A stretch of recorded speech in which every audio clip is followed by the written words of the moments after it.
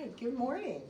Welcome to the tour of the problems and opportunities at Trinity Church. My name is Priscilla Goodwin, and this is my faithful assistant, Catherine Everett. And we are doing this tour to help people who can't get on one of our physical tours. So there's a lot of information on this tour, so I will be looking down a lot at my paper, but just sorry for that. We have not made any decisions as a church on the future of our building spaces, but with the acquisition of the new property, which you've all heard about, we have a whole lot of new opportunities. So first thing I want to, we're here in the parish hall just to start off with an introduction. This chronology will show you how many different iterations our church has gone through, starting from the beginning in 1857. This is what our church looked like back then, a drawing of it. It was Carpenter Gothic, and I have a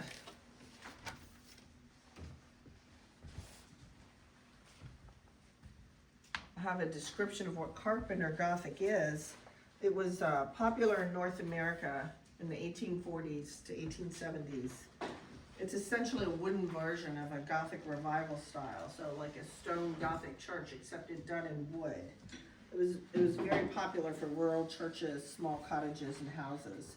And the key characteristics are the wooden vertical board and batten siding, a steep gabled roof, pointed arch windows. Now, the original church did not have this bell tower. This is a drawing that was done later, but here you can see the board and batten. And the decorative trim around the eaves is also part of Carpenter Gothic. So the other thing I want to show you is this map of the property that Trinity Church now owns. Everything inside the red, it belongs to us now. So this is the church and the parking lot over by the fountain there that everybody's familiar with. This was already ours, the quiet place and the parish, the Trinity House. But now the new property is this alley, this social services building, the realty building, the parking lot, the medical building, and this vacant lot back behind off the street. So we have the opportunity to create a campus, a unified campus, which in church language is called a close, like a cathedral close. So we have the opportunity to tie all of these different properties together and create a spiritual hub for our community. So I'm gonna leave these here. And I think it's time, normally on this tour we are taking comments and questions. So if you have any comments or questions after viewing this video, please let us know. But normally we have a note taker, since we don't have anybody doing comments or questions right now, but normally we have a note taker to record those. But so if you have any ideas for, as we're beginning the planning process, please let us know. Alrighty, so this will take not sure how long, maybe with the less time since there's no comments, but probably another 20 to 30 minutes. So some challenges need to be fixed as soon as possible, and others might not be addressed right now. It's kind of a question of what priorities we decide, to do first. So, and the challenges are the deferred maintenance on the church, which then begets a series of other issues. So yes, there's deferred maintenance, and then there's also the way some of the things don't function very well. Right. First of these, let's go outside, is this doorway. This door opens out onto a very small landing and steep steps, and it's awkward. It's awkward for us, and it's not very accessible. So we'd like to create a more accessible set of steps. It's safer, it's easier, because a lot of people come from the parish hall into the church and vice versa at one time. So let's take a look out here, and you can see all across from that corner all the way over to the other end of that first brick building, the medical services building. Those are all Trinity properties, and they are not integrated or organized in any fashion. There's multiple grade changes. There's some accessibility issues. And there's no visual unification. There's no visual unification. We could actually, with just some simple design techniques, make it more obvious that everything is together. For example, one example is we could paint all of those 3 buildings over there the same color, white probably. The theme of what we're doing now is preserving our past and ensuring our future. And we'd like to think of it that way because preserving our past is paying homage to the history of the church and what has been done beforehand and what the original style was and how we can make the church suit the needs for the future.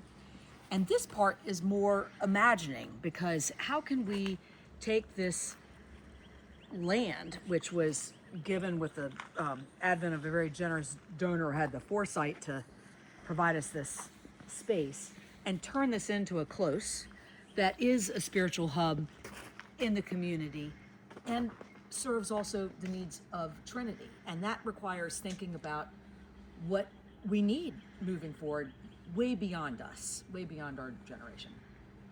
Yes, that was well said.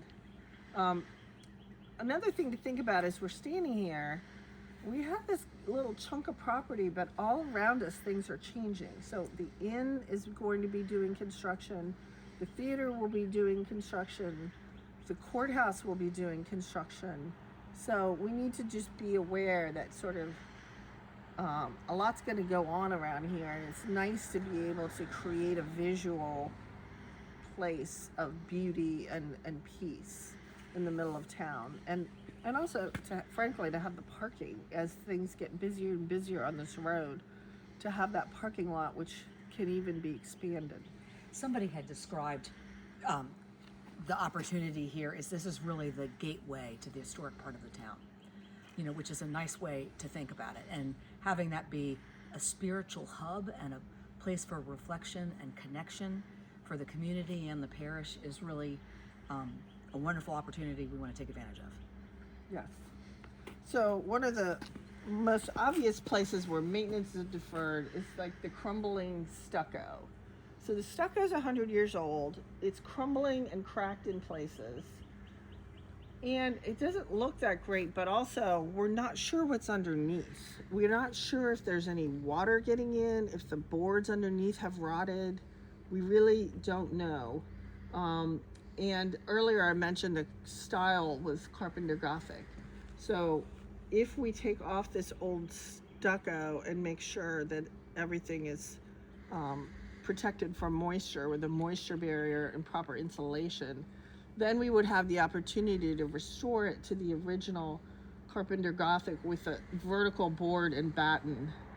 And that would be a really nice opportunity. It would really look pretty if we could do that. And the property committee has got a contractor lined up to do some investigative cutaways so we can see what it's like. But we do know that, when was this originally put on, in 1927? Yes, Yeah. 1924. 1924.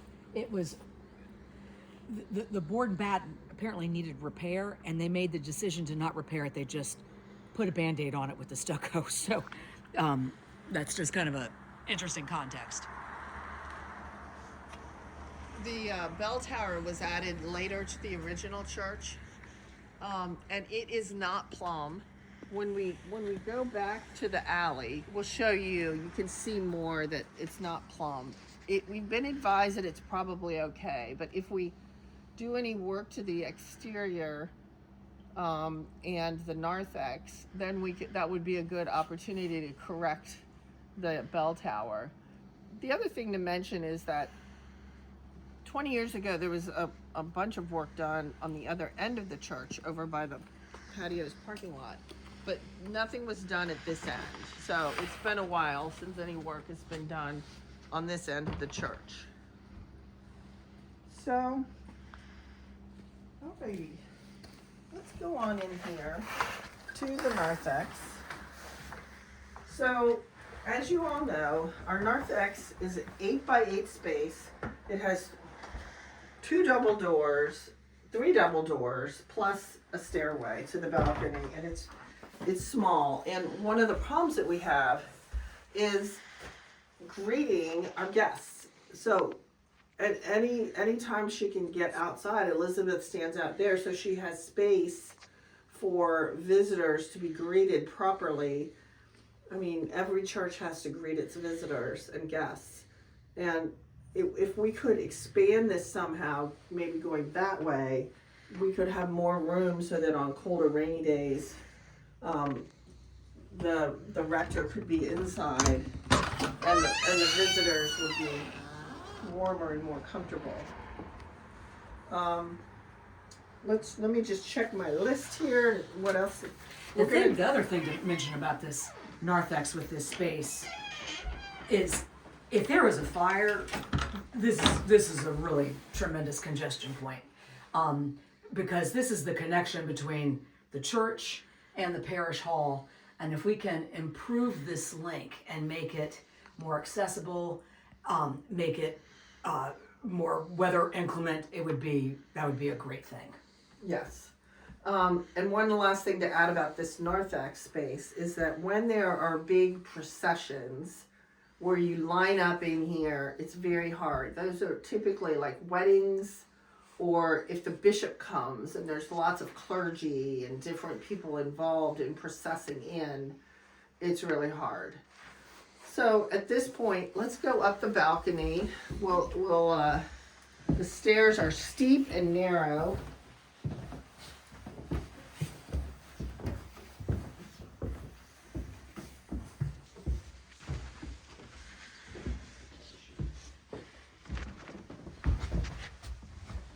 So, besides the stairs and evacuating in an emergency, the pitch of this balcony is very steep, and it's kind of scary. I've had people who've come here as visitors to a funeral or a wedding tell me they're like, they got put up here because so many people wanted to go to the wedding or funeral, and they're like scared. They're like holding on. You feel like you're gonna fall over. Feel like you're gonna fall over. So one thing we could do is make it so it's level and then step down level. So you'd still have the back higher than the front for views, but it would feel more safe. So And originally, when the balcony was built, I think the music was up here, wasn't it? originally the music was up here, and there's some a lot of people, including Roger, would like to move the music back up here. And this is a good place to talk about that, but we can also do that downstairs, but we'll go downstairs also. But if we worked with the balcony and the narthex maybe going forward towards the street, and the bell tower was fixed, we could do all that together. We could get more seating up here, plus still have the organ up here. Because as you look down, you can see that the chancel back there where the altar is pushed all the way back into the alcove. And the whole center section there is music. It's two instruments and pews for the choir. It would be great if the worship could be more central, and we'll go down and look at that closer. The other issue is the space in that to conduct services. Well, we'll get to that. We'll get to that.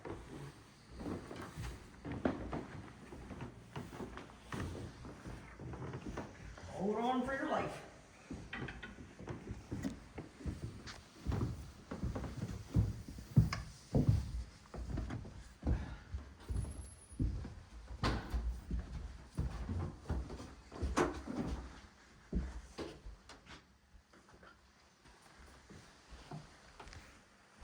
Okay. So, if you're sitting here, I remember the first time I visited this church before COVID. And, you know, we came in, we sat down, and I looked up there, I was like, what is all that stuff up there? And then I looked at it closer and realized, oh, that's an organ, oh, that's a piano, or, you know, and that's a speaker, and that's for the choir. But there was so much in between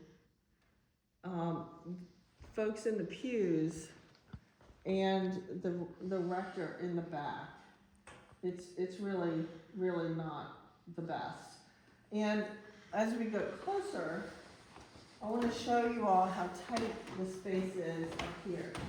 Everyone's familiar with sitting in these pews, but you might not be familiar with what it's like to serve communion here.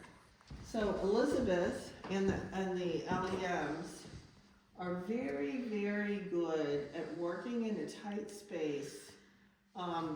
Catherine's going to demonstrate. When people are sitting here and the rector is trying to serve communion, it's very tight here, and as they're serving communion, they're coming around, and then they serve communion. People are kneeling and their hands are out here. People are kneeling with their arms on the rail, holding like this. Their hands come out to here. It's very, very tight. And they do the bread, and then the wine follows, and then people swap out, and then they go around again. So our people are really good at making it look graceful and dignified, but it's not easy. So if we move the music to the balcony, we turn it up there, we could pull this altar rail. Then down here, it's mostly rearranging furniture. It's not really construction down here. The altar rail could come out here and go in a nice shape out this way. And we'd still, so then the altar could come forward into the church, out from being tucked at the very back. And the focus would be on worship, with the music coming in over the tops of everyone's head, which is kind of a nice effect. And then we could add more pews for the congregation, which, as you know, for Christmas, weddings, funerals, Easter, we don't have enough seating. So that would be great if we could add more pews that way. So that's the thought. The other thought, just thing to notice here, is how you've got the clavinova, you've got the organ, you've got the hall, and then you're coming. They call this the lectern, right? The pulpit. It's pulpit. Yeah. So this is here, but a lot of churches have a pulpit and then what is called an ambo on the other side, which is something that looks similar to this, but it's on the other side, and that's for the readers to speak from. And that would refocus the attention on worship as opposed to music. And acoustically, the music, I think, would be up there and the sound would be better. So the organ would be in the center, and Roger's back would be to the congregation. He'd have a big mirror so he could see the rector, and the choir would be facing out, and their voices would go over the congregation. So it's a big idea to go back after a number of years to doing it that way. None of us have experienced it in this church like that, although many other churches, that's how it's done. But our choir's grown. Our choir's growing. And the musical instruments have grown, and it's just taking space to the point where it's dominant over worship. And then when they do the bells have to go up into that area where the altar is. So there's not really enough room for that. Okay, I think we covered that. I think we covered the church. All right. I think everybody's really conscious of keeping the decorative details and the Oh, historic yeah. preservation of the church, and it's just how do we rearrange things up here, and if we can address the problems with the balcony in the narthex, that gives us the opportunity to potentially fix this too. Yeah, it's like the that end of the church, the stucco and the functionality of the narthex and the bell tower being out of plumb means that gives us the opportunity to rearrange furniture up here. So it's kind of a lot going on, but it would make it much more functional and more appropriate for worshiping properly. When you spoke about adding the pews, this was also extending these two pews to make them full length, and then adding a pew up front. So it's nice to be able to add a little bit more capacity in addition to what you can add to the balcony. Yes. For the future. Alrighty, so we're gonna go outside now. I don't think maybe we can take a break from the tour and pick it up when we're back outside. Okay, so we didn't bother taking you on the walk over here, but because it's snowy, we did not walk through the quiet place. We're on the back side of the quiet place. You can see the church over there.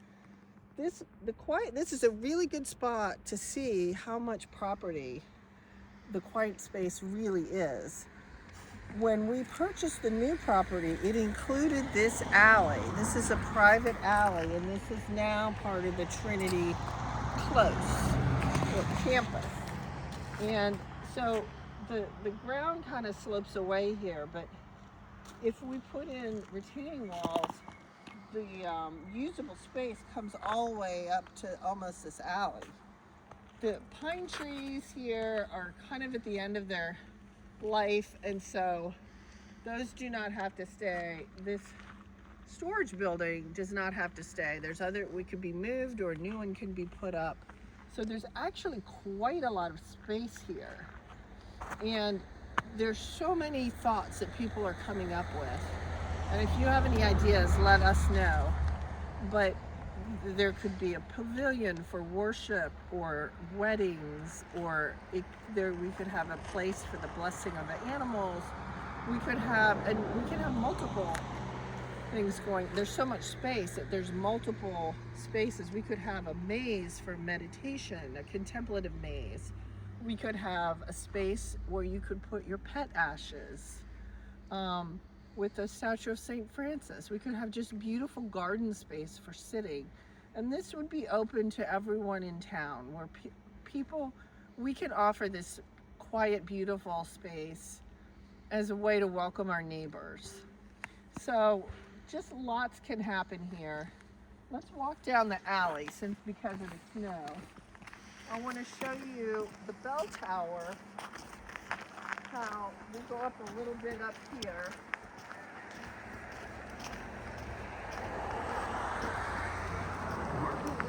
You can see from here that the bell tower is not plumb. This is a better angle to see the bell tower. The top part is kind of crooked.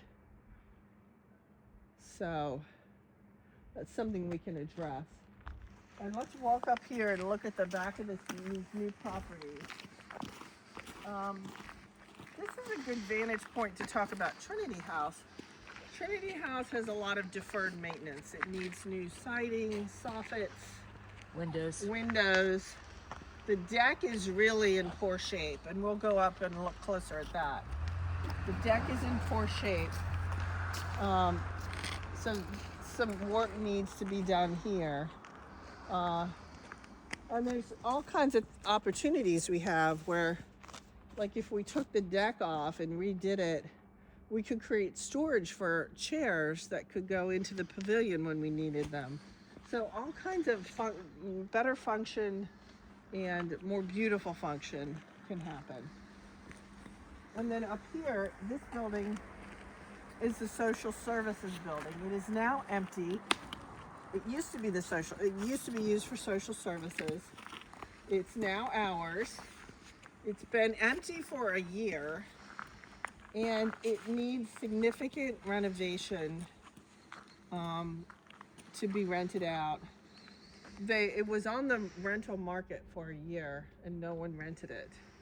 And it has like lead in the water and some other many significant issues. But we do have a generous donor who has given us the money to tear it down.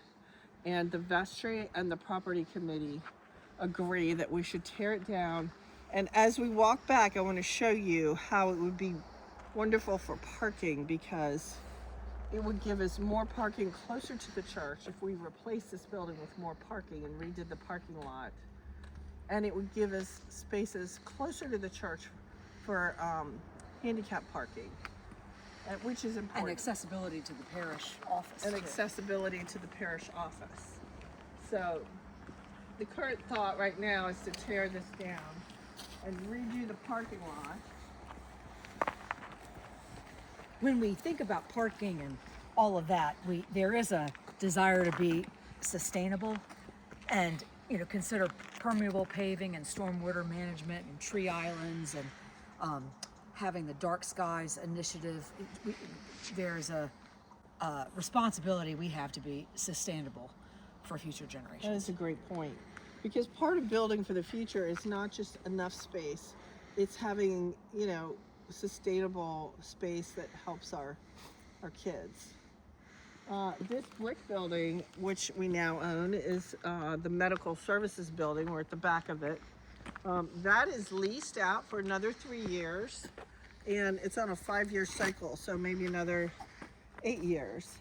And that's in pretty good shape, but we could paint it to match like Trinity House, which you can't see right now, in the church, to help integrate it. So let's just walk over to the edge of this parking lot.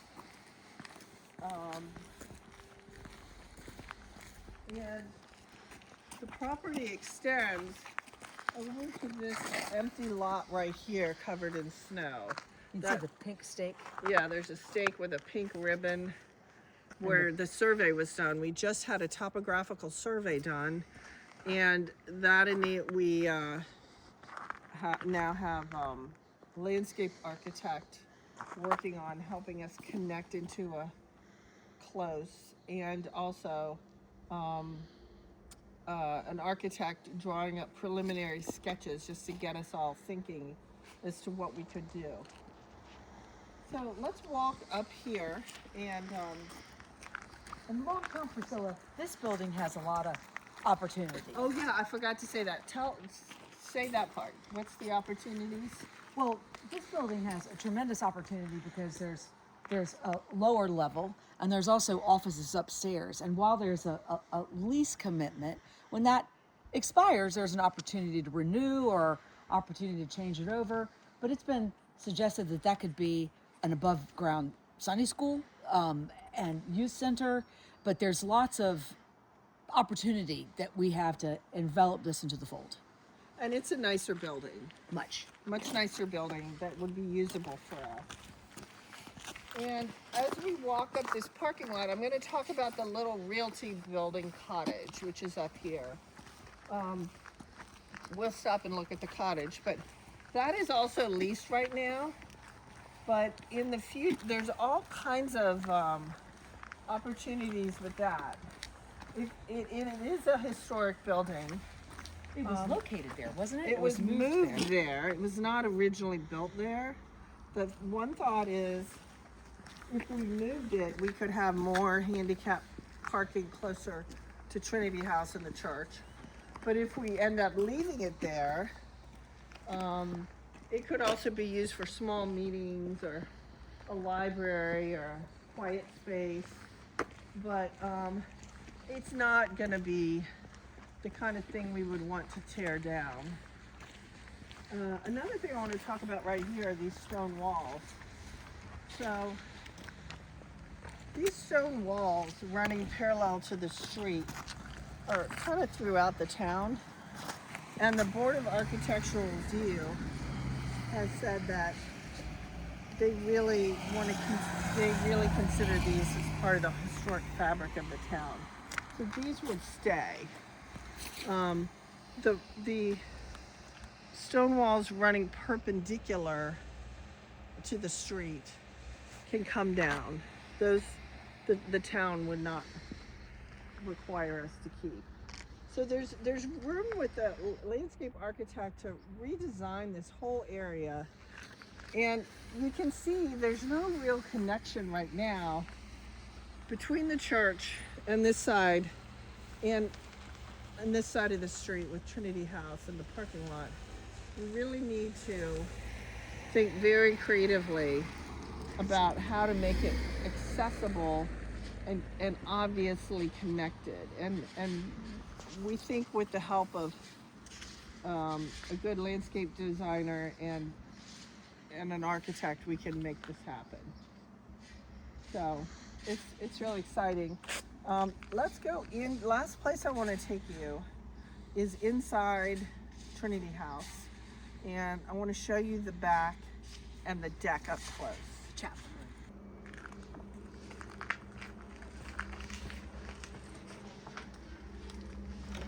Hello. I just sent you. Hi.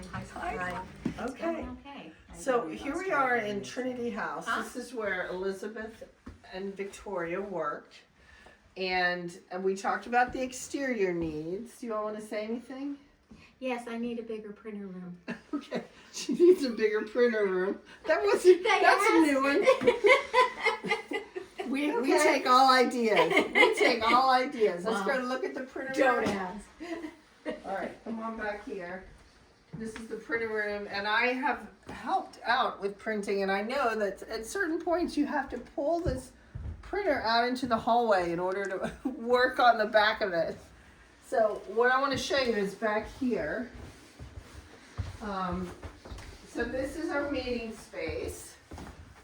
Most meetings happen either in the big parish hall or back here, and this is even too small for our vestry, really. And we need a little bit more meeting space, and we need bigger meeting space so we can fit like the vestry. So one thought is, because this deck is so decrepit, I forgot that there was snow on it. You can't see how decrepit, but this needs to be moved. We could come out a little ways. Another thought was to add a door that goes down into our newly revitalized quiet place. So the accessible access for people with mobility issues right now comes up along the side of this building. There's a ramp, and it comes up to here. So we would make sure we still had a ramp to get into this building. But we have shown you everything, and we're so glad you took the time to watch this. I want to just conclude for the Parish Engagement Committee, which I'm on, which did this tour.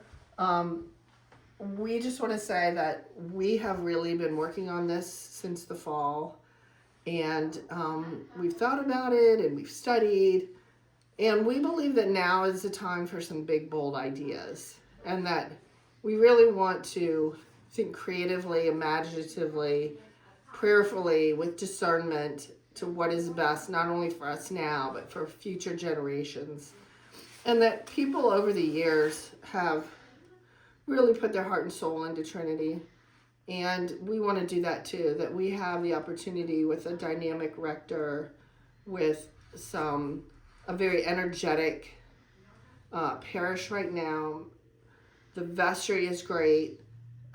This is a good time for us. We have the resources to really think creatively to create both the campus where everything is integrated and we create a spiritual hub for the town, plus also address maintenance issues for some of our buildings that need work. So thank you for listening, and please let us know what your ideas are.